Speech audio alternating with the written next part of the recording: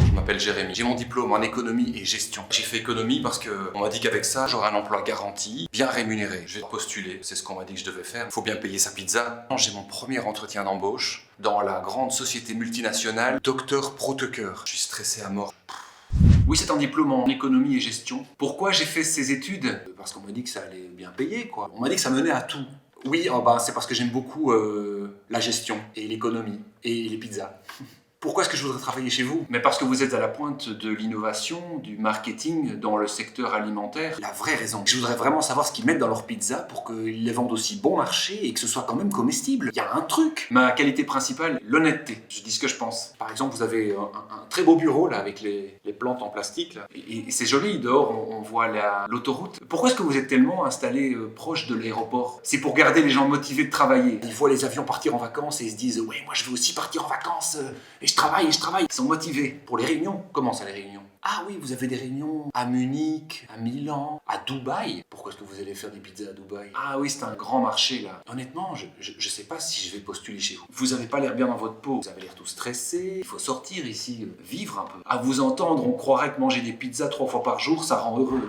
Regardez-vous. Alors ce que je vais faire, c'est que je vais vous laisser réfléchir à votre modèle d'affaires, pour voir à long terme comment les choses évoluent. Il faut un peu ouvrir les yeux. Et puis je reprendrai contact avec vous, voir si vous avez évolué. Et puis peut-être que nous pourrons travailler ensemble. Je vous laisse dans votre bureau tout moche. Bon travail, bonne journée. Mais c'est pas possible. Le but numéro 1 de cette boîte, c'est de faire du pognon, d'avoir la plus grande part possible de pizza. Moi, je m'en fous de la plus grande part. Ce que je veux, c'est avoir une part et que les autres aient une part. Il y a d'autres modèles économiques, quand même. En revenant de mon entretien d'embauche, je suis allé au salon Wassorette. Là, alors que j'étais en train de sortir mon linge, la propriétaire, Rita, elle me connaît bien. Elle se met à me parler d'économie fonctionnelle. Ah, mon petit Jérémy, tu viens encore laver tes chaussettes, hein? Toi qui fais l'économie, tu sais combien ça coûte ces machines? Enfin, pas celle-ci, hein, c'est du professionnel, hein. Mais celle que tu achètes là pour chez toi. Ça veut faire l'économie, mais ça sait pas combien ça coûte les choses de la vie. Tu en as pour 500 €, en moyenne bien sûr. Sais-tu qu'en moyenne, ces machines, on croit que c'est pour la vie?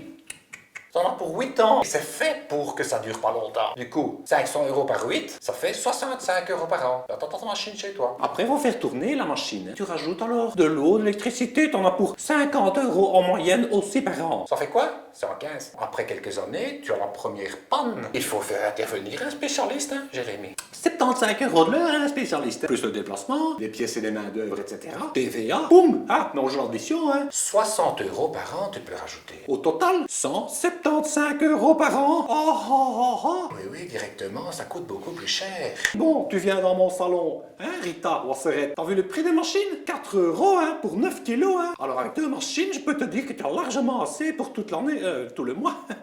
2 machines, 8 € fois 12 mois de l'année, 96 €, hein, dis. T'as déjà comparé au prix de 175, c'est presque la moitié du prix. Qu'est-ce qu'ils ont les gens à acheter comme ça? Les gens payent des fortunes pour être propriétaires. Une fois que t'es propriétaire, t'as tous les ennuis qui vont avec, hein. Alors que si tu payes juste pour l'utilisation, tu n'as pas les ennuis, hein, Jérémy? Et ça te coûte au final beaucoup moins cher. Qu'est-ce qu'ils ont les gens à payer cher pour avoir des problèmes? Ça s'appelle l'économie fonctionnelle. Quand tu peux payer juste pour l'utilisation. Allez, va faire un petit jogging. Dans 30 minutes, c'est terminé. Ne t'inquiète pas, je m'occupe de tout, je surveille. Donc, si je comprends bien, je dois pas tout acheter, mais je peux juste payer pour l'utilisation.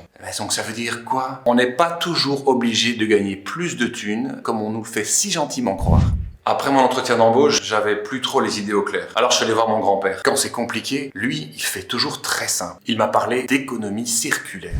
Mais c'est mon petit-fils. Que me vaut l'honneur de ta visite? Je vous ai vu là, tous les jeunes dans la rue. Pour le climat, vous avez bien raison. C'est comme ça qu'il faut faire quand on est fâché. Il faut descendre dans la rue. Moi, quand j'étais jeune professeur à l'université de Louvain, Leuven, c'était la même chose. C'était presque la guerre civile, tu sais.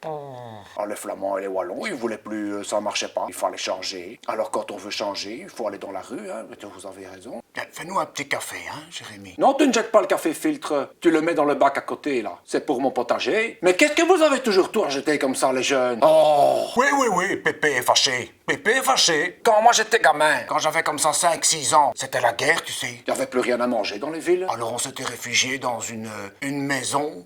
C'était de la famille, vaguement, enfin. Il y avait une vache, des cochons, quelques poules. Oh non, on ne les mangeait pas. Va, tu vas. On mangeait des écureuils qu'on capturait. On en faisait du pâté. C'est pas très bon, tu sais. Mais on mangeait ce qu'on pouvait, hein. Eh ben, on ne jetait rien, hein. Et c'est ça que je veux dire, on ne jetait rien. Qu'est-ce que tu crois? Dans la nature, comme ça, tout sert à quelque chose. On a ici des montagnes de déchets, de l'électronique, des textiles, des restes de bière, de café qu'on ne sait plus quoi faire. Eh ben, avec la bière, là, la cuisson, il reste toute une matière comme ça de houblon et de choses. Ça ne vaut plus rien. Ben, qu'un nenni. Il y a des petits malins qui font pousser des champignons dessus. Et j'aime autant te dire qu'ils les vendent cher, les champignons, hein. Ça s'appelle l'économie circulaire.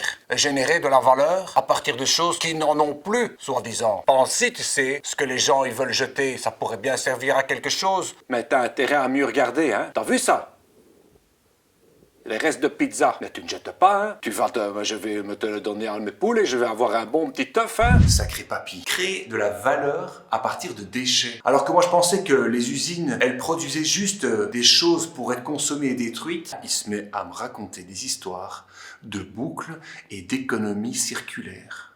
Le soir venu, je m'étais engagé auprès de ma voisine pour aider à cuisiner pour des réfugiés. J'avais pas trop la tête à ça. Mais elle m'a bien accueilli. Elle m'a parlé d'économie partagée. Jérémy, comme je suis contente de te voir. Bon, écoute, t'étais pas obligé de venir, mais ça me fait vraiment, vraiment plaisir que tu sois venu. On a besoin de main d'œuvre. Heureusement, on a cette belle grande cuisine. La cuisine, ici?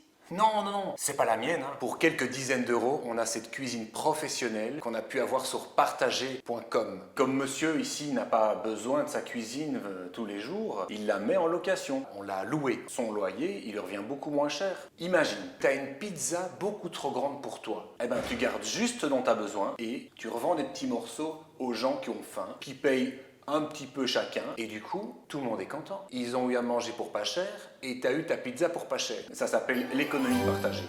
Tu génères de la valeur économique en partageant. Réfléchis-y. Voilà qu'en tant que jeune professionnel, de nouvelles perspectives s'ouvraient à moi. Le premier scénario que j'imagine, c'est de finalement peut-être bien aller travailler chez Dr Prouteker. Imagine que le petit bloc de mozzarella ou les rondelles d'olive soient bio. L'impact que ça a, des millions de pizzas chaque jour. Je pourrais parler au manager, je connais son langage. Monsieur le directeur, vous regardez comme moi le diagramme pizza. Vous avez vu que la part du bio a encore doublé ces dernières années. Alors vous êtes un homme de chiffres. Business is business. Le client est roi. Alors vous n'avez plus aucun choix, monsieur le directeur. Vous devez investir dans la pizza surgelée bio.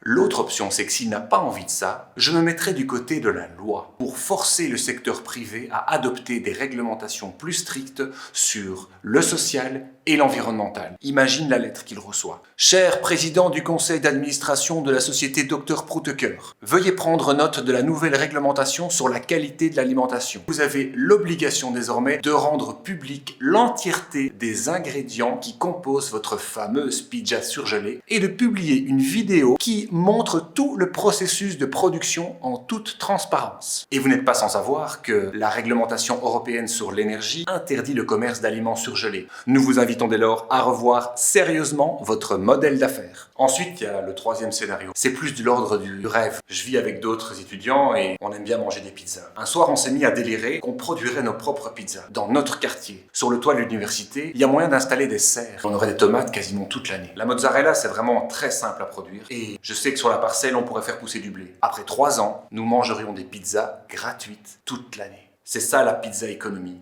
Tu crois que tu vas pas avoir le choix, mais en fait, tu as beaucoup plus de liberté que tu penses. C'est toi qui choisis les ingrédients, c'est toi qui choisis comment la décorer, la créer, comment tu la partages. Alors, bon appétit!